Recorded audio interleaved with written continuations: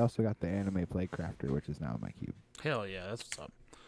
I'll speak on Jeff's behalf. I played Bird. I threw Bird spells, and Bird's like a 2015 deck, but I was I'm like still playing it. 3, 6, 9, 12, 15, 18, 21. Oh no, Then the guy countered me a couple of times, and then I couldn't kill him with the burn because I didn't have enough. What living in plays 5/5s? I watched this guy kill himself. Sorry, Jeff. Just if you had access to a different deck, I would have told you to play a different deck. Burn is just, I know it won one of the energies. It is such a relic of the past. Like, it's just not a thing anymore. And with Solitudes and all the control decks being at all-time low, horrible deck choice. But it did top 8, to be fair. It top 8'd. But just, he played against Living End round 1 of the top 8, and they just Living End him, and they're like, I put 3 5/5s into play, and I'm at 11, and I got Force Negation. Good luck. All right, guys. So we'll go through our show notes real quick. We do the rate the random. Right now we have the top dog being Phyrexian Portal, I think, or Portal to Phyrexia. We'll do we'll go over Phyrexia. All will be one. They just dropped a huge amount of spoilers on there, and dude, we'll get into that. The super secret card, which I didn't have enough time to do enough show notes, so please forgive me for my sloppy shows, but Wizards release the Heroes of the Realm card every year. Eternal Weekend, which we're bringing Ollie for, which we'll go over Legacy top 8s, Vintage top 8s, and where to all my Delvers are not good. But aside from all that, they're still good. They still made 2 in the top 8. They win. They're winning. It doesn't matter. They take it. But all right, guys. Right with the rate the random, as you know. Picking a random card off this thing. Random. Honda, huh? No. I didn't get that one. So we'll do. That's the card I wanted to talk about. Random. That's a rare. I don't know. Horsemanship. Scroll on. It'll tell you. 4 mana. This card's garbage. It is a rare. So. All right. Yellow Scarf General. Done. Can't block 2 for 4. On 2/2. I'd rather have that just a land thing. This is I like how it's a 4-mana 2/2 that can't block and also can't be blocked. Well, it can be blocked by other horsemen. How is this card a rare? Well, anyways, this is the worst rare we're probably ever gonna get. This is no, 0. I don't believe you. Pretty bad. This is Zeros. It's worse. It's got 0, even in like limited. Moving on. Moving on. All right, so that's been that was easy. Yep. All right. Man, we didn't even have to talk about that one. Yep, it's gonna go Portal trash. It's going right under threats I'd to rather detected. Have the card. I'd rather have the Nest card. Yeah. So this is still top dog. Maybe I don't know. If Jeff was here, he'd probably be about this card. He It's was so like, bad. It's It's not even a legendary. How is this? It's unblockable though. Because it's got horsemanship. Well, other horsemen. There's plenty of other horsemanship cards, aren't there? I will say this: it's from No, Portal. there's What do not. you think? How much do you think that card costs? Like $50 probably. Nah, 15. 70. What? Yep. Yeah, that's close. It's I guess because it's the only way you can get it, right? It's the only bad for man. This is that's a bad one. All right. Boom.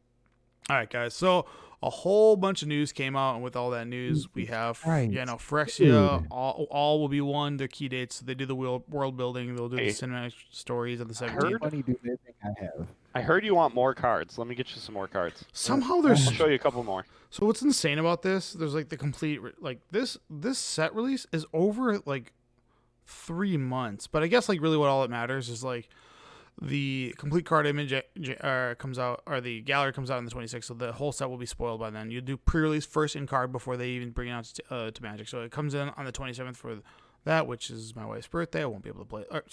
Pre-release is on the 3rd, so I actually will be able to play those before it gets to online releases. And then they have the launch parties, MagicCon and Pro Tour Philly will be this. And then it's seriously 2 months out. Yeah, from Why the actual are we getting release. Spoilers already. They're closing up shop for the year. Usually Wizards takes off for the next 3 weeks. I guess. We Makes sense. won't get anything trickling out. They kind of like news will be dead. So tune in the show. We'll have fun end of the year stuff to talk about the next 2 weeks. They do something on Christmas normally. Something though. They do something like on Christmas Day. They usually do. But again, and then there's a special bundle they're coming called the Complete Edition, which has some really cool stuff in it. But let's go into the cards that they spoiled. So Elish Norn, these are ones I'm going to show. Blue Sun Twilight. Yep. And Koth. So Koth is returning, and apparently the Koth is at rare if you didn't notice on the screen. They have 10 Planeswalkers coming out in this set. Yeah. So I there's just 10. presumed mythic because it's a planeswalker. Yeah, so I think they're not trying to relegate all the planeswalkers to mythic just because it takes up a lot of slots and it's a little obnoxious. But there's a there's a cycle Twilight. of like Twilights coming around, which are cool, which are probably it's exciting. And then the Elish Norn has a million different versions of it, but again, those are cool. And then they brought back Phyrexian Obliterator, which is a awesome one for Pioneer. I think that's what we've been missing for like Gray Merchant decks. So I think Gray Merchant decks are going to come on the rise again. That might not be good enough, but it's still, I think it's an awesome card. Old heroes are returning as completed or Phyrexian versions like Slowbad, which I had no concept of what it was. And then Rebels are coming back, which are the guys in the world that are fighting back. So that's kind of like the story here. Yep. Nice.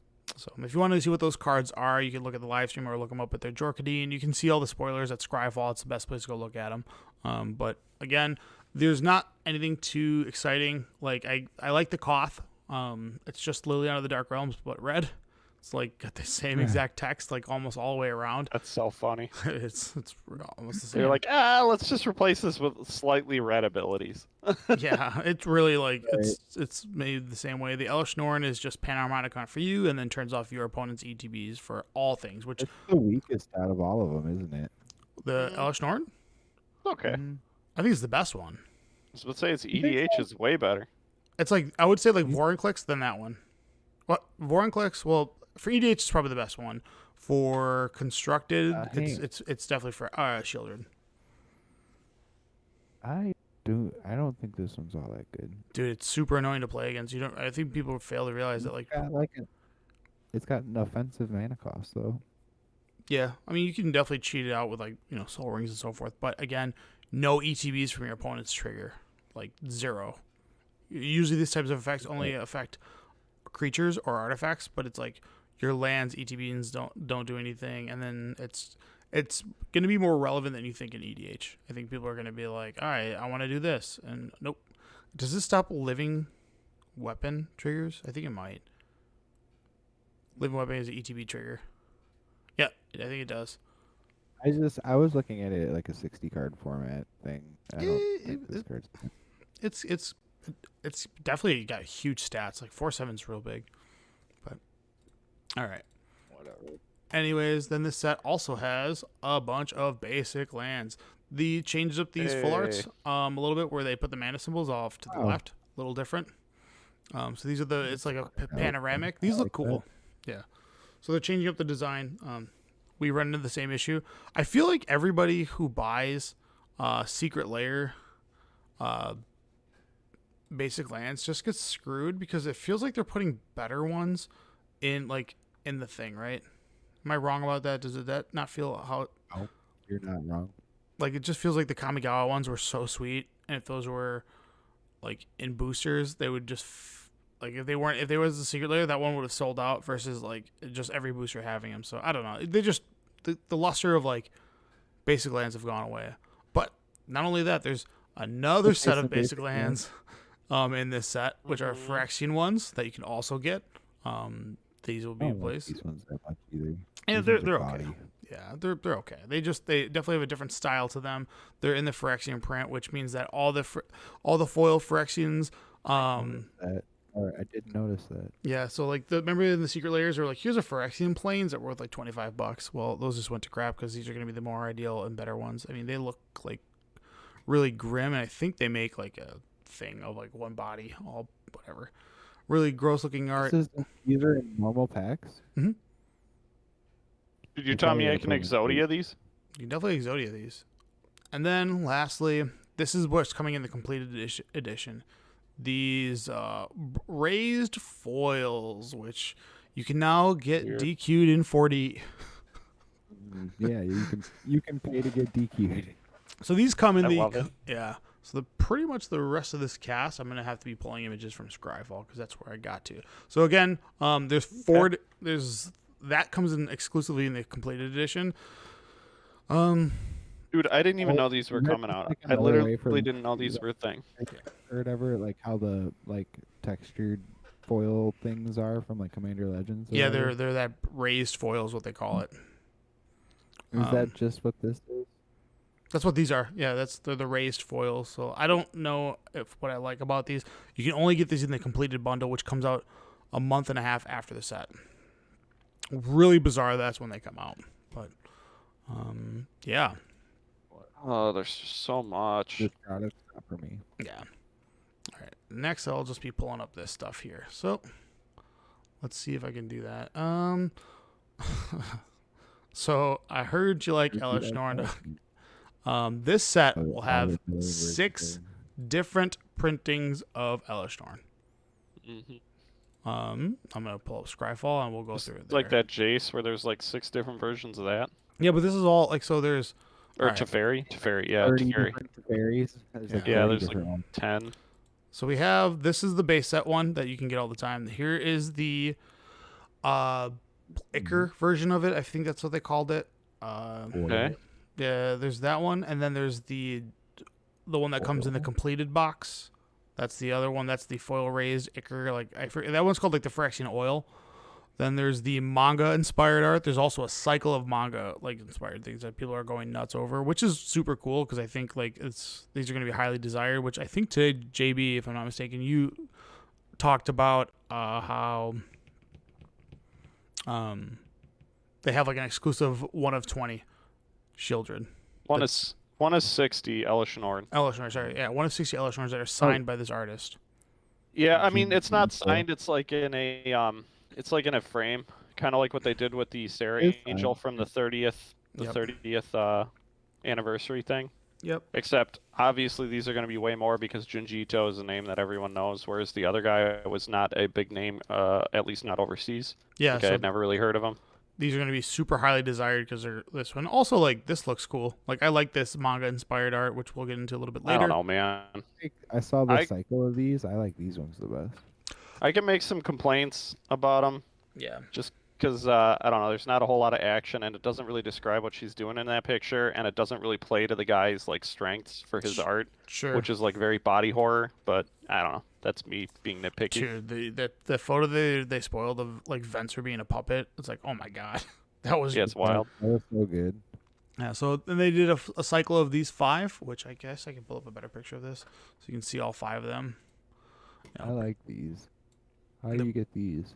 I don't know. One of the packs. It's in something. You're gonna have to figure it out. Bring up the Facebook. So these are all 5 of them. This is what they called the concept art. This is like what they thought of what like these initial Praetors were gonna look like. So I just get the. I like Okay. these.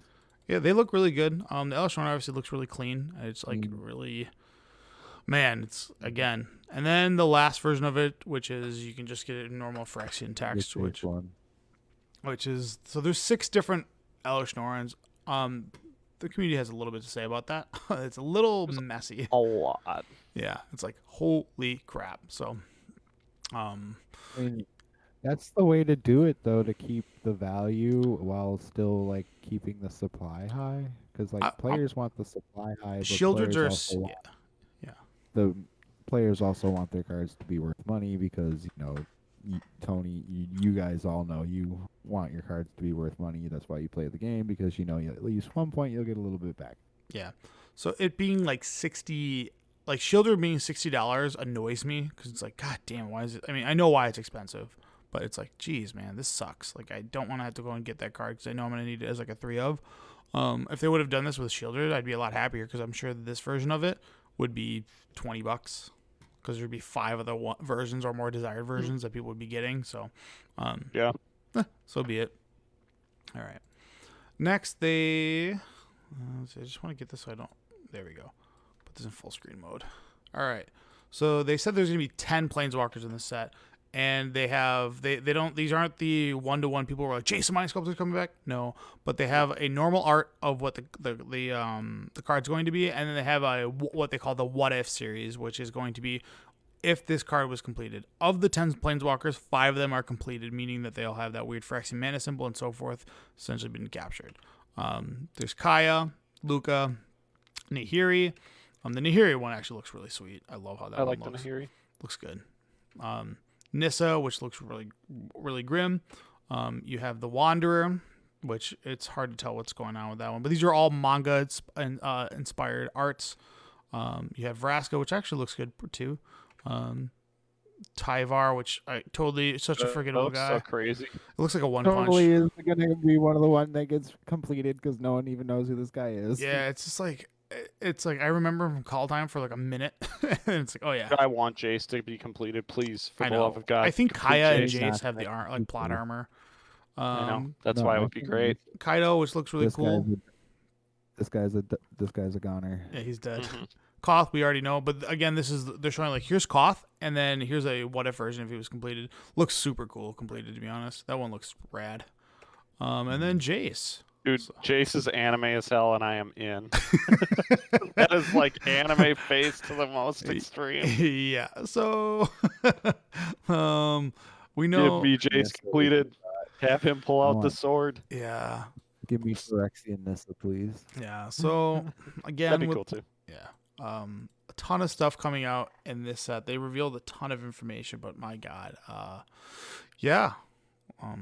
There's only 6 card spoils, so thank God there's not a lot to go into. And this doesn't happen until February, so I really don't care about delving into what's important in this set just yet. But, yeah. And then there's a few other things I wanted to hit on, which I guess I could pull up Scryfall again. So they did the Universes Within, which is their version of bringing back cards that were in Secret Layers that were exclusives, like they did with the... what did they do it with the first time? I can't remember. They did it with Stranger Things, and they made Magic versions of them. Well, they did the same thing with like E Honda. So there is a E Honda, and now they have a Magic version of it, which is Balden Century Herdmaster. Same exact card. That's why you had that pulled up. Yeah, honestly, like this version I like better. I just do. So can I play both? Once this gets printed and comes out, E Honda will no longer be called E Honda. It will be referred to as Balden. Weird. Yeah. But not on the physical card, because obviously everyone already has it, which makes it a big headache. Yep. Yeah, I don't like that. Yeah, it's. That was my issue before. Yeah. Dude, give me Angus McKenzie. Who's got an Angus McKenzie? I don't know. I need one. So like Ryu, he's got his version, which is this. Again, all the same exact texts. It just looks like, honestly, like the Magic version looks a lot cleaner, and it's like something I'll be able to commit more to memory than the Ryu one. I don't know why. There's something about these that like I just like disregard them completely. But if I see a Magic version like this, I'll be able to like retain the information. Don't know why, but it even has like, it shows like what secret layer it comes from and so forth. So that's pretty cool. Yeah, those are coming out. Is there anything I want else to tag on before I go over and grab Ollie and ask him? Because we're going to be talking about Legacy and Vintage and all the problems. Not all the problems, but things that are... All the problems?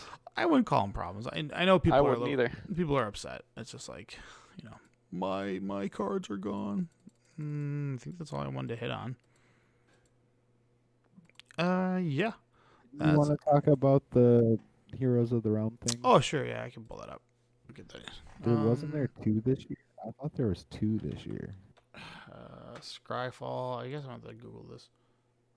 Or at least I thought I saw 2 different ones. There's like a Planeswalker. This one's yeah. See if this is actually in here. There's like a blue-black one. I don't know. These cards are really cool. So this is like the one I know of, and I guess that one's really cool. The secret layer. Yeah, there's some really cool stuff, but I don't know if it'll be on here. Either way, they came out with like a horse that is a Planeswalker. I don't remember any of these. These are cool though. Dude, that red blue dragon one in Nexura or whatever. Yeah, that one's really good. This card's So they come out with this on a yearly basis. There's only like 5, maybe 6 total of these like in existence. Maybe more, maybe less. I don't know the actual number, but they do these as like gifts to their employees, or they give them to somebody or whatever that may be. They're pretty exclusive. They're not really like legal in any sense, but like if you end up getting one of these and are able to play it, if your name is printed on the bottom, you are allowed to play it legally. Really? Yeah. So super exclusive. Yes, like 100%. Like 100%. That's so wild. But your name has to be printed on the bottom right-hand corner. That's pretty wild. I mean, that's cool. I'm all for that kind of stuff. All right. Somebody go past your Ollie, because we are going to talk about Legacy. Hold on, I'll do it. Get Ollie. Ollie. Where is he? I He don't ain't know. even in here. Yo, dog, I heard you like Magic. Holly. We'll get into the callers after a little bit later. Sorry, this show's prep's not going on. Just a lot of busy stuff going on in our personal lives today, so we were rushing. There he is. Ole. Man of the hour. Yeah. Hi, Ollie. Ollie's here. Hey, fam. How y'all doing? Good, man. What's up? So, Our as favorite. my thing I like to do is, because these guys are so bad at legacies, I got to reach out to someone who knows legacies, so I call to you. For those who don't know, I am Oliver Vaguely, aka Ugly Face, I think. Talaria Midwest, and also Best the name. content filler. So, in other words, whenever there's a down week and they don't know what to talk about, they call in me, and then I just sit here and I talk for 45 minutes straight. It's great, Boom. actually, for me at least. It's a good way to Yeah. pass my time on these Wednesdays. Hell yeah, dude. Let's I never go. thought I'd meet someone that can talk more than Tony. Impossible. We'll have to have a talk off after this.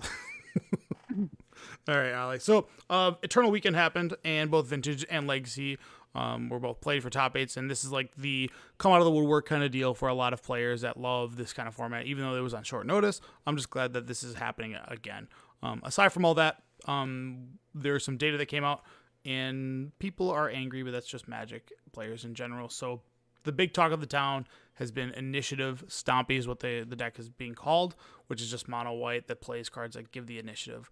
Let me get some takes on the idea of White Plume and Seasoned Dungeoneer.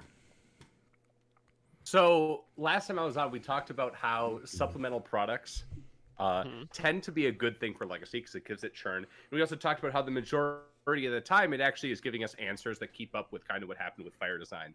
This is one of the odd situations where that isn't what happened with supplemental product, and instead we got an absolute house of proactive cards, right? We had that happen with True Day Nemesis in the past. Minsk and Boo, in theory, we're going through that right now, and then we also get these two glorious cards that I am absolutely in love with.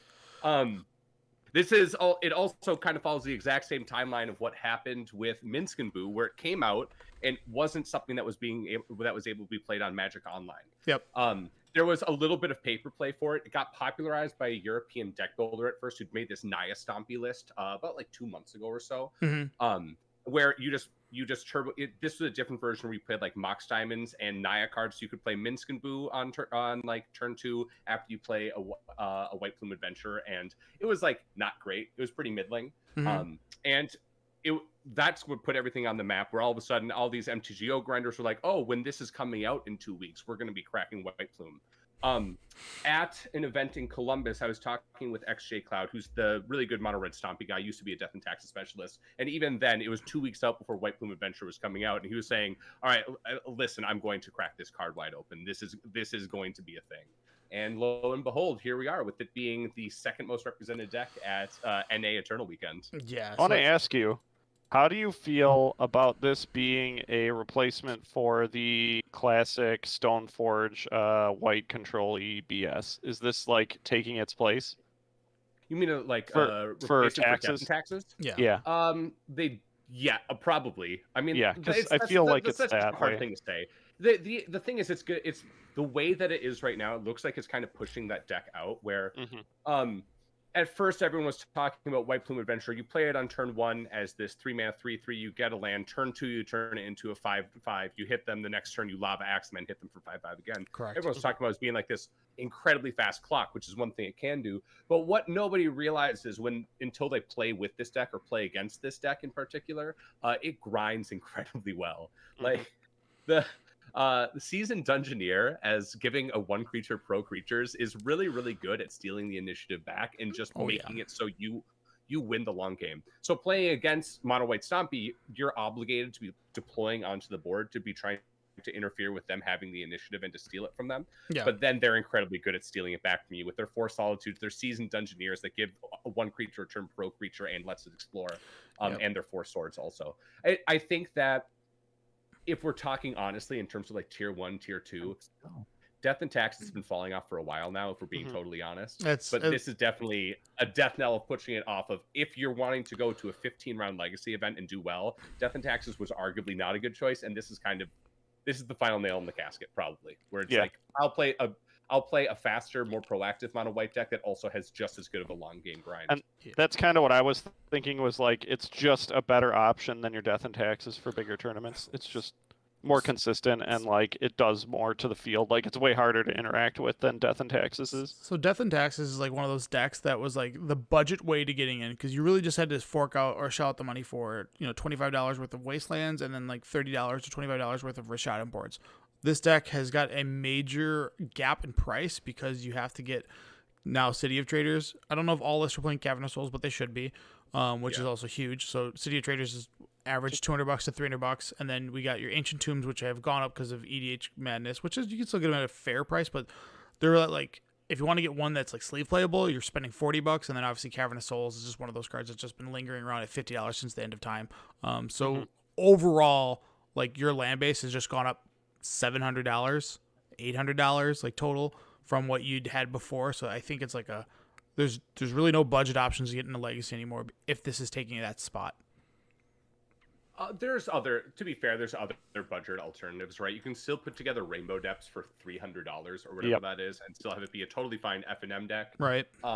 And there's other ways that you can kind of get in. But in terms of, you're right, as terms of like Death and Taxes was a cheap thing that we could buy into, especially since the reprinting of Caracas for so long, that was the card that was making it so like that it wasn't a cheap deck to get. But ever since that started getting reprinted, that there's a reason there's still so many Death and Taxes players at our local Milwaukee Legacy F&M. It's just like a great entry point into the format for every modern player that owns Stoneforge Mystic. Yeah, you're like, oh, can we talk real quick about the evolution of this deck?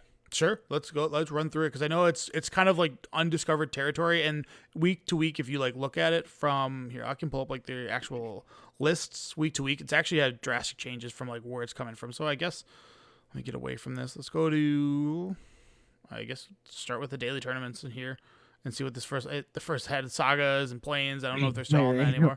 Yeah. So when it started off, it was that Naya build that it was also playing Urza Saga as like another line for you to go out. Yeah. And that fell off, and people were kind of experimenting when it came online with it being either mono white or Boros, because if it's Boros, you then also have access to the Caves of Chaos Adventure or whatever it's called. Yeah, where it's another great. It's a 4-drop that also let you go into the dungeon, but also like is exiling cards off the top, so it's giving you card advantage. There was a big push back and forth of whether or not you played Mox Diamond, because Mox Diamond synergizes really well with the first room in the Undercity, which getting that no matter which route you take, you get a basic land, which then allows you to recoup the disadvantage that you got from your explosive Mox Diamond play. And then everyone kind of started to settle on, no, it's correct for us to be playing Chrome Mox. If you play Chrome Mox, you get to play for Amaria's Call. You take that like old Sneak and Show tech of playing the blue MDFC modal face land that like is a spell on the other side. So you can just like imprint it away and also use it as a land drop. Or throw it to Solitude. That is then, and the upside, you get to do the Pitch to Solitude, or you also get this insane, we're at 7 mana grind, I put 2 angels in play, right? And the last kind of innovation that's been coming in for up until Eternal Weekend, and I guess this got kind of solidified in Bologna, I think is when everyone started, which happened about a week before Eternal Weekend, where everyone locked in that before that it was up in the air whether or not you played this like Prisony Death and Taxes or Hate Bearsy kind of version of the deck that's going and playing like all the Elite Spellbinders, all the Archons, Anointed Peacekeepers, and all the Solitudes. Or there was like the Stoneblade version that people were considering also, where you are also playing Stoneforge Mystics and you're playing like Culture Complete and that whole package. And that at this point has just completely fallen off. It's still a little up in the air at this current ground where we're talking right now. It's a little up in the air whether or not you want to be playing the red or white, the mono white or the red white version. There was one red white version that went 27 points X and 1 in Eternal Weekend NA. But besides that, everyone is locked in on like the mono white. We are playing absolutely no Stoneforge Mystics. So now the running joke is like anytime you play anytime you're playing an initiative deck that plays Stoneforge Mystic, you're like, okay, good, I've gained 5 percentage points. Well, I was about to say it's like I mean, you already have the pressure with your Undercity or whatever going into the whatever it's called with the initiative. There's no real point to going and getting those equipments when you should just be controlling the game with those 1 or 2 creatures that are beating their head in. Right? So it's like you want cards that prevent your opponent from taking care of your threats.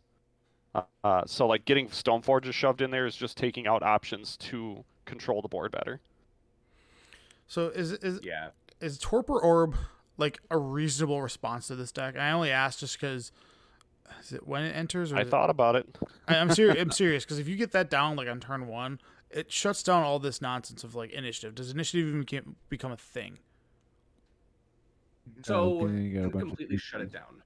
Yeah. So the issue with it, there's 2 really good cards that's on everyone's radar in terms of most decks can play them. It's Dress Down and Torpor Orb. Yep. Dress Down, you get to play out of the 4 color piles, and it's a really great card. It's Dress Down just has so many uses. Yeah. Torpor Orb is a little sus, to be honest. Like, I'm playing 2 right now in Green White Depths. Green White Depths is getting pushed out a little bit as a result of this. We have a hard time with it's a little up in the air of whether or not it's like 55-45 or if it's like 40-60, but it's kind of in that where we're slightly disfavored. The issue is Torpor Orb sucks on the draw. It's just kind of like right. If they go turn 1, it's like it's already the initiative's already started. It's turned now. Your Torpor Orbs are no longer valid because there's no stopping this churning. It's just going. Yeah. And a lot of the times, like, they might not be deploying, like, an initiative or, like, an ETB thing right away on turn 1, but every turn that you let go past they're getting more and more value, and the Torpor Orb does less and less and less. Yeah. Tecatli Honor Guard or whatever. But Tecatli Honor Guard gets hit by the Solitudes and the Swords. No, it doesn't. It does not get hit by Solitude. That's right. That's very true. We should also say before I keep going on this rant, Touch of the Spirit Realm is a really cool card, and if you have never drafted with it in Kamigawa, super high tech. It is now a legacy playable card. Oh, Channel is a messed up ability. There's not a lot of things. I think you can stifle the channel ability, if I'm not mistaken. You can stifle it. So maybe I was looking at it and I'm like, what do you do with this? Oh, you just you rebuy your Palace Jailers, you rebuy your Seasoned Dungeoneer, you just rebuy the ETBs. That's all you do. Or it's a 3-mana removal spell if you really want it. Yeah, like that's just it. It's a charm with no 3rd mode, and you don't need it, right? It's just great. You know exactly what you're doing. Yeah. The other cards that have kind of been coming up is like people are playing, like black decks are playing Virtue's Ruin, which is 2 generic and a black to destroy all white creatures. A lot of people are trying that. It's kind of questionable how good it really is. The red decks are playing some absolute spice of just pro-white cards. Yep. I forget the names off the top of my head. Delver's playing a 1 generic and a red pro-white 1/1 that attacks as a 3/1. Interestingly, they're back to it. There's a period of time where Unchained Berserker. There we go. Thanks for reminding me. I need that for this Friday. Good news. Foils are still only 40 cents because there's so many. It's like an M20 card or whatever, it's right? Just trash. We're not going to get through the supply of them. It'll always be cheap. Yeah. There was a little period of time where these mono white decks, before they started really metagaming against each other, they were playing like gut shots for Unchained Berserkers from the opponents in the sideboard, and then people started to play like a red pro white 2/2 because you can't gut shot that. But I think we're now back to getting to play Blood Knights. Funny. Man, that's so ridiculous. But yeah, it's crazy. Even like I forget which one of the mono white versions from NA it was. Maybe it was Robert Hayes mono white. In his sideboard, he's actually playing or no, it's not him. There's a 1-mana 1/1 that's also pro white. That's a white card also that people are playing. Yeah, that's from like Kamigawa. It's from Kamigawa or Saviors of Kamigawa or Betrayers of Kamigawa. It's some, I don't remember what the card's called, but I saw it. I was like, you got to be kidding me! Like, play that jank, baby. Let's go. Bring it to Legacy. We got it. It's not this one, is it? Legacy's always full of surprises. Empty Shrine it has protections from colors of permanents you control. So it's a 1/1 with pro white essentially. It's just straight jank. That's so ridiculous. There's other innovations that people are making. The winning NA Eternal Weekend Delver list was playing a main board Fury because that's the way that you can be like against the board. Pyrokinesis is great, even better when in late games you have to play it as a 3/3 double strike. I don't know. We're still figuring it out, to be totally honest. Anybody who's saying that this is it's not. That's the end of the world in Legacy is have to kind of wait. missing the mark. You have to wait. This guy's got no game against something like Belcher. Mad. You just can't. This deck can't beat a Belcher. Or a combo deck. Hence why I believe a Belcher deck top 8'd in the Asia. Yeah, it did. Eternal Weekend That's list, or like 2 weeks ago. So the timeline goes, it was Asia Eternal Weekend. The week after, it was Four Seasons Bologna in Europe. And then this weekend, we had the NA Eternal Weekend and the online Eternal Weekend. I see that I see that cephalid breakfast list in here, and I'm surprised that I don't see any Doomsday. Where's the Doomsday? Doomsday. I feel like that's fine against Here's it. the thing: these cards that I've just talked to you about being really good against mono white. You know what else they're really good against? Dress Down, Torpor Orb. They're really good against Doomsday. So when everyone's getting ready for this mono white deck, also like people are like, oh, I just have like these haymakers I get to bring in against Doomsday and mess up all these piles. That's pretty great. A hard time to be a Doomsday player right now. The matchup itself is difficult. When I played at the Buffalo Chicken Dip event in Columbus, I played against that Naya Initiative deck, and that was my first time playing against it. And man, when you're like thinking about like, oh, what 3-drops can come down right now after this like turn 1 Dark Ritual Doomsday, I have to beat Archon, and I need to beat Elite Spellbinder. It's a Elite nightmare. Spellbinder, and I need to beat a 3-mana 5/5 that's Chalice about to come of down. the Void. It's like there's just we're figuring it out right now. It's a little bit of trial and error, but Doomsday is kind of getting pseudo pushed out because of so much of the hate that's coming in, namely these Torpor Orbs, these dress downs. It's pushing it out just a little bit. We'll see how that works in the long run. To talk about how everyone's going crazy, if you remember back to when 8-cast became a thing in Legacy within this last calendar year, it started to rise in popularity, and Kappa Cannoneer came out, right? Yep. And everyone immediately was like, oh, this deck's now unbeatable. It's the best thing in the world. You can't even play it online because Kappa Cannoneers are so expensive, yada, yada, yada. And where are we now? Where there's like a single 8-cast in like top 16? It's pretty, we've all brought the anti-artifact hate, the meltdown, not the meltdowns possibly, but all the things that say like destroy all artifacts, done. Yeah, exactly. Seeds. We figured out Seeds of Innocence was a card, and we'll see. We need some time to figure this out. You know what I mean? There's also a lot of people need to learn how to play with the deck and play against the deck. A lot of the criticisms that people were saying as they're playing with people live in the NA event was that they were just playing against mono white opponents who were taking hands that weren't doing anything until turn 3, and that was just how all their matchups were going. So we got to live and learn. The players got to learn what hands to be keeping, and we as the opponents, we need to figure out how we actually beat them, right? Like maybe me keeping this on the play or on the draw Torpor Orb and nothing else in my hand is not good enough, you know? Yeah. I mean, that's always been the thing with Legacy though, right? Is like there's always some spicy new thing that comes out, and then people like metagame to it, and we're good. I mean, Lands was playing, what was that stupid land that gave creatures like -1/-1 until end of turn? Was it land that did that? Oh, the Shafet Dunes or something like that. Yeah, one of the deserts. Yeah. The Lance was playing that when that blue-red card that plays cards from the graveyard when it attacks with its power. Oh, Dreadhorde Arcanist. Yep. That was you'd play that as an answer to Dreadhorde. You'd give it a -1/-1 counter. They'd be like, okay, nice can't get anything. Unban Dreadhorde. Please no, for the love of God. We're not going back there, but okay. But you know, people adapt. You gotta adapt. That's just what it is. So normally we have like one major shakeup, and I know Ali mentioned it a little bit earlier about like True Name Nemesis. When True Name Nemesis came out, people were like butthurt because it was actually hard to get that card. Like every Walmart, every Target, and this is not the same printings they do nowadays. It was like getting 4 True Names on that, like when it was broken, it was like, oh my god, this is impossible to find. The same was true with like Baleful Strix and Charlotte's Agents because those came from Plane Chase, and like you just had to know where this stuff is. But again, Legacy wasn't as expensive back then, so like a $40 card out of a really elusive Commander product was like kind of annoying.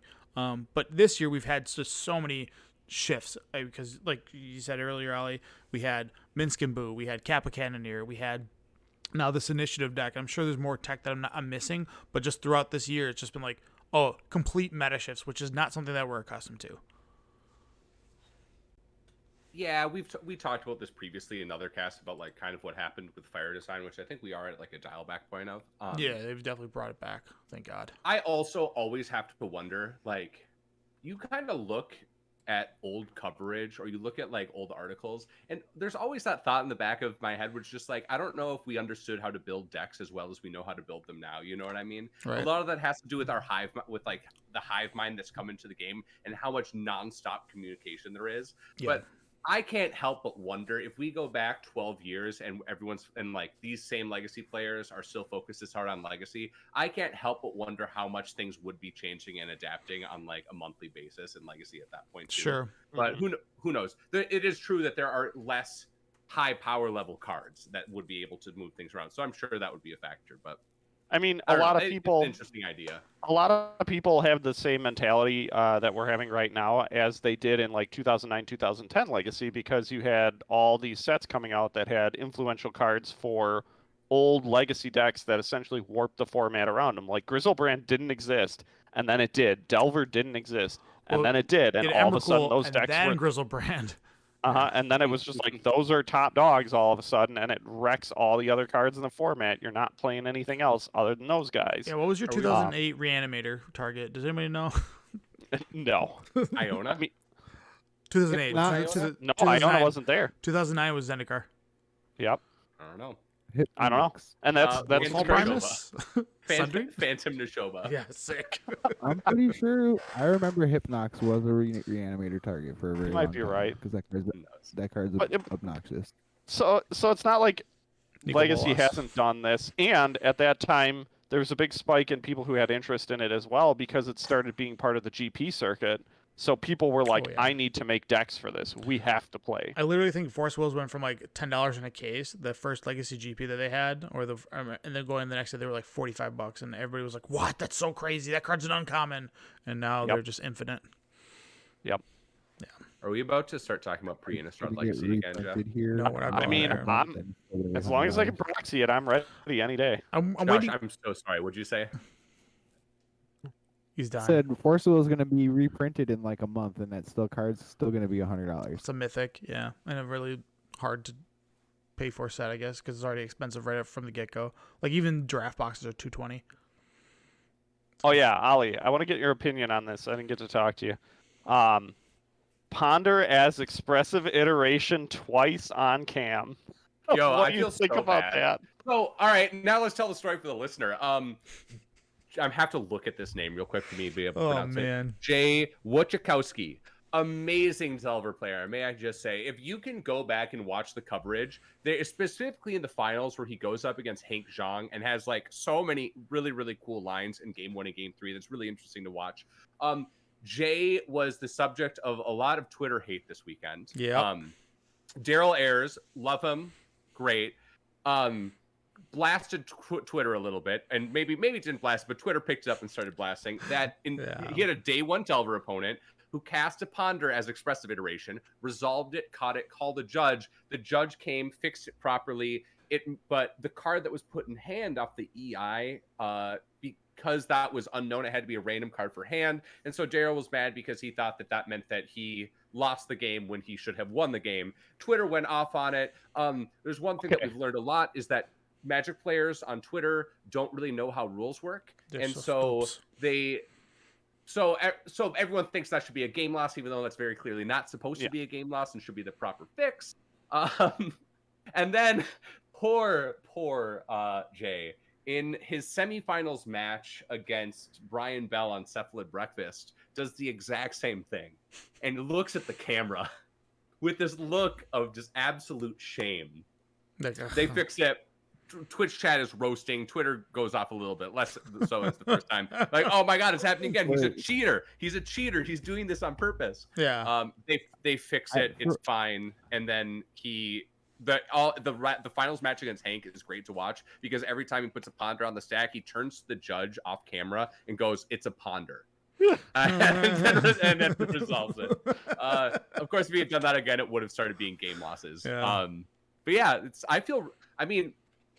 I've done bad things. I like in high level Legacy events before. I played my first time playing Green White Depths at like a win for NRG. I got Endurance and I shuffled in the cards instead of putting them on the bottom. It's like mistakes happen and we fix them with the rules, right? I don't know. It's fine. I've never I've casted a lot of Ponders and I've casted a lot of expressive iterations and I've never mixed the two up. Yeah. High pressure situations are a little bit different. Yeah. I guess. Right. Late it's a rounds, little sketchy I don't know. if you ask me. Whatever. It's a little sketchy. But so the funny thing is, if you go back and watch what he had in his hand, he definitely got away with that game in the first day, because he didn't have the land to play and the Force of Will at the same time in hand. He had a Daze, and they put the Force of Will and land into his hand off of that Ponder randomly. So he ended up having exactly what he needed to bounce and answer the threat the next turn. Yep. So he ended up getting it with that. So them's the magic breaks. I don't know if you guys ended up talking about like the opt children thing from NRG. We like, talked about that last week. Yeah, did. Okay. Well, Like it's just one of those things where it's like it's what the rules fixes are, right? So like we can complain and say like this fix in the judge rules document should be like fixed for these reasons or whatever. Yeah. But like that's all we can really say, right? Like I'm not going to criticize that. I'm not going to criticize the judge who made that ruling because that is the ruling, right? That's just the way it has to be, and it's just it all started. We talked about like, the origin of it, where it stemmed from like Noble Hierarch, where the days where people were like attack with Noble Hierarch, and then you're like, oh, you didn't announce your triggers, get you. Now you don't have to announce them and so forth, and you're just like the block it and find out its power and toughness meme, like the. There might be a mentality of like had he lost that game anyways, people might not have been as mad. But because he won the game from that, I think people got more angry about it. Well, it's also he was the champion. It's a big deal because he did it again in the semis. So it's like it's the second time around. Everybody's like this guy's probably doing this when he's not on camera. You know. Well, if he was, they'd have it marked down. So it's not like you have to be caught. That's not true. I'm just letting you know. Like that's what the perspective of it. And I know Twitter is a negative place. That's I don't know. To me, it's sketchy. Like, yeah. That's anyways, very sketchy. It's not I'm not something gonna that we call him because I don't know, but we each have our own view, each have our own views on it. But like it's what happened. Jay took it down with some incredibly skillful play and maybe some good variance as a result of that ruling against Darrow Ayers. But it's them's the break. Still went for an insane record to get all the way up in there. So. Whatever, that's the way it goes. Yeah, I was super interested because it was just like pure, like glaring at his hand, going like, "Okay, I got to remember he's got this, and this. I want to see what he gets off of that." Roll the clip back. Yeah, I don't know. It's pretty hilarious. There's two other really quick minor lines we should talk about these results of the Eternal Weekends and what kind of what Mono White has done as well. For a couple of months now, Elves has continually gone away from being this combo deck. The Nettle Sentinel really going in on a Glimpse line, your combo Elves, your traditional Elves, as we've known it for like 10 years now. And Hello Newton and a bunch of like the Elves Cabal have kind of shifted it more and more towards Cradle controllers. I like to call it the better Maverick deck, where you just play 4 Cradles, you play Fiend Artisan, and you play whatever other cards you want. People have referred to the deck as Orcs because it has so few Elves in it at this point, right? Made more opposition agents to get a Fiend Artisan, just like whatever. You play whatever creatures, and you have Gaia's Cradle, and you eventually natural order for a Crater of Behemoth. Yeah, that's what the deck had kind of become. Mono White Stompy has made it so it seems like Combo Elves might be the truth again now, where that is what won the online Eternal Weekend event, and also Reed Duke got, I believe, 9th place with Combo Elves. Sure did. This one as well. So that is an interesting storyline, and I know many Elves players who have foiled Combo Elves and are incredibly happy that they never bit the bullet for all these other random cards for the Orcs, aka Gaia or Cradle Control deck. And the other thing that has been happening on like the sideline of all of this, it started with 4 seasons and now has gone into this, but like Cephalid Breakfast is a real deck and it's really cool, and it's not like who needs Stoneblade anymore. Like my Stoneforge Mystics, they are only getting Shuko. They are only getting Shuko from now on. But it's cool. That deck has seen so many innovations over the past couple, like honestly, like year now. Urza Saga coming out changed it, and then has just continued to adapt. And that like there's been this loyal following of Cephalid Breakfast players that got it. That was whatever they were already there. Then Javier Dominguez made it like more popular, and now it's just like that Discord is blowing up. There's so many more people who are putting it together. Tony's putting it together. I got it. It's right here. I'm ready. I got my 75. I'm like, dude, this is the Allurin deck I want to play because it just you can turn 2 people. You can just go turn 1 Nomads and then turn 2 Cephalid and be like, hey, here we go. That's the interesting thing I like about Legacy too is like. You just have people who are so dedicated to their one deck that they will do anything to make it work. And sometimes it gets there, and it's awesome to see. It's like, all right, sweet. This deck's got pumping this thing for years, and so they got there. Against like initiative, against the initiative Stompy deck, you're just able to just be like, yeah, you can take the initiative. I don't care. Here, I'm just gonna mill my deck, and here's Thassa's go. Yeah, and you swords their Elite Spellbinder, or you swords their you're just like Peacekeeper naming whatever. Yeah. It's what you're talking about, JB, is like we've talked about this before. It's a great part of Legacy, and it's a terrible part of Legacy because you always have to live that life of your pet deck is going to suck someday, and you're like some card is going to get printed and you're going to be miserable. Dreadhorde Arcanist came out and I could not be an only infect player anymore. You know what I mean? Like it's just, adapt, yeah. It makes it so much easier to also absolutely get on the bandwagon train and like hate something. Like imagine being a Death and Taxes player who has played Death and Taxes for like 2 years now, and Mono White comes out. I mean, like, wouldn't you just be immediately clamoring for a ban also? So it's like, yeah, it's like there's some joy with fluidity. Being able to I want to play my moms again. And I have to hear ban days. You know how often I have to hear that argument? Ban days. Still ban. I'm playing it. It's the best card. It's the best. I mean, trust me, I understand. I was playing lands when it was garbage. It never made a top 8 for like years. Like it was bad. Yeah. So I know. I get it. Don't get me wrong. Decks are good. Yeah, your pet deck does not need to be good. That's just the truth of every format, and also true with Legacy. It just sucks that the format is so expensive sometimes. But maybe don't buy 4 LEDs if you only want to play Dredge and will never play Storm. You know, like, right? You gotta fork out some real money. Yeah, that's all right. Yeah, that's kind of most of my spiel, to be totally honest. Yeah, are you ready for this tournament you're hosting? Yeah, it's gonna be fun. I'm sorry, we've been chatting here. Yeah, we're gonna play some Legacy. Got like a free 16-man winner box. There is some hope to in 2023 in our local area start a Legacy quarterly series. Hell yeah! With some people kind of getting behind that and like starting to like actually put in the work of getting that going. But we've seen some really good growth for our local Legacy community and want to continue that going. We'd love to make it a proxy-friendly event because it should be. The way to do it in my mind. It's just a matter of getting locations on with it. But yeah, that's the way it's gonna be. We could rent like we could talk a little bit in the after show or whatever, but like you can rent like VFWs for like $300 for the weekend, and like we just gotta find a judge and we can run the event. We don't getting a store involved, but if we just want to run proxies and be like, I don't care where we play, you can rent a VFW for like $300. They don't cost much. Yeah, there's pros and cons in so many ways because like they have tables, free parking, exactly. So all that tables, chairs. That's kind of like one of the big issues. There, we can chat about this with some other point. Bro, I got like three different card tables that are all different sizes. Here, I'm bringing them. We're going. There's just places. Basement level. Let's go real basement level with this. Yeah, there's a ton of places you can get for just cheap. You just don't like Magic players are pretty easy to like appease. You don't need to like have a fancy haul or like have this really. I mean, stores are great to play at just because you're like there's product there, and like let's say if you want a last minute buy, some stores will have inventory for you. But if we're gonna host this event well in advance, and we just find a local hall that's willing to, we can rent out, and we just like find a TO to run it and a judge, and that's pretty much all we'll need. Yeah. The future is now build your own community, yada, yada, yada. That's kind of the whole deal. Yeah. Takes time, baby. Takes time. Yeah, definitely. All right, dudes.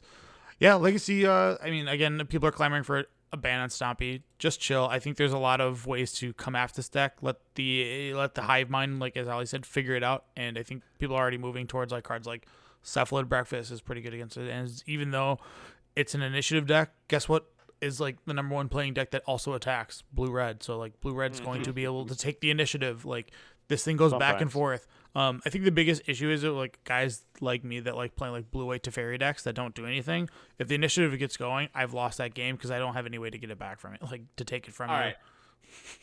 4-color control is favored against that deck, though. Let's be all right. So we'll keep going through outro. But 4-color control is favored against mono white. You okay? You Gucci? Well, it's because they got Minskaboo. That makes an infinite 1/1. Gross. I'm saying like I just want to play like straight blue-white Teferi trash, and I can't. Okay, well, that's just control. I know. What are you saying? I was saying this deck is ridiculous. What is this deck? How is this deck not play Teferi? Teferi doesn't do anything. Are you looking at 4-color control now? Yeah. Look at Hank John's top 8 list. It is a work of absolute beauty. It's got, oh my goodness. It's got Dress Down. It's got Minskaboo. Minskaboo is like a couple of these one-ups. Yeah. Let's go.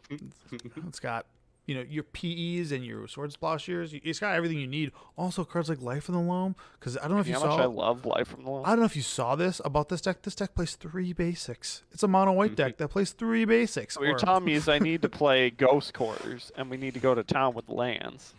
Yeah, I mean, they can only go through the... How many times do you die? You have to go through the initiative 4 times before you die just to the target player loses 5 life. And I mean, the Undercity really, like, out of all the dungeons, man, my God, this thing really goes fast. I mean, we literally this entire time never talked about the dungeons themselves or how the initiative mechanic works. I'm realizing, but you want to know what, listeners at home, you should Google that. Yeah, quick. the initiative because it's gonna beat the hell out of you. Yeah, once thankfully the initiative cards come with they have the flip side of the dungeon of what you'll be doing in the back, but the path is really fast, and usually if you can double dungeon or double venture in a turn, you're not losing that game. It's just not a real thing. It's if you can stem the bleeding to just an upkeep or even steal it. If you can steal it, you'll get there. Just learn how to play against the deck. That's really all we can say. And as far as everybody's like, I think the biggest issue that people have is guys that have the mid-tier to low-tier rental services can't get the cards to rent, so they are getting beat by the high spenders of the rental services that can get the cards. Welcome to how rental services work. Yeah, that was modern for 6 months of this year, probably. I don't know. Yeah, it was tough. It's all right. Yeah. Play the cards that you enjoy and remember why you love this game. That's kind of all I can say. Like, it's whatever. Go fish out of bulk your Touch of the Spirit Realm, this uncommon enchantment O-ring. That's so ridiculous. Yo, it's gas. And go get your Unchained Berserkers. Look in your M20 Yeah, man, I need some of those. bulk. Where you got them? I think I have a few. Hit I me don't up. know. M20 was not All right, really Tony. I messed around with, but all right, guys, that's going to be a cast. Let's get Josh, get us the hell out of here. Packers are gonna win the Super Bowl. It's Wednesday, my dudes. Dude, you know what? I'm so tired of you and the Packers. I love the Packers. But... Dude, they're gonna win. They're still not out, mhm. and there's like 55% chance they're gonna get the last playoff spot. So Yeah, I'm sure they'll win. Is the Facebook stream off? Can I take a sip of my beer? You can take a sip of your beer on the Facebook stream. I'm not scared of it. Come fight me. Come I fight me, have to go, baby. guys. Goodbye, bon All right. voyage. I'll see you. Good night. Bye bye. Bye. All right. Thanks, Allie. What the fuck is a VFW? Veteran Veteran something. It's just Yeah, it's It's like where they hold the I wrestling Googled it shit too. all the I was time. like, what the hell is he talking about? it's like where veterans gather, and they have a hall that they pay some amount of money to, and like an Elks Club. yeah, It's where all the wrestling happens. All the local wrestling. So yeah, if they can, Always if they can find a way to do it, Magic players they don't need a ring. We just need tables. But yeah, We went to the wrestling of the tables last time to some people, and they broke them all. They were throwing each other through them.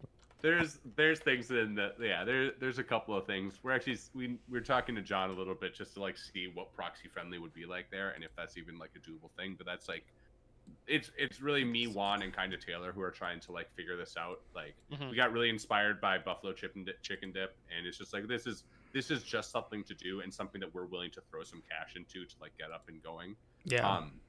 And just turn it into a quarterly thing, because like I don't know, these are the sort of things that need to happen for for community to grow ultimately. Yeah. He was like VFW stands for Veterans of Foreign Wars. Oh, that's what it is. I know he was weird about gold borders. And you won't do it. My hope. You just Here, yeah. Well, it's worth being upfront and like just directly saying to see if that policy has changed at all, and to also be proposing there's a couple of different ways for us to like be working it within that space of like their involvement with it, and so like that, like if we ratchet back how much they actually do, there's some potential of them being willing to do it, but we'll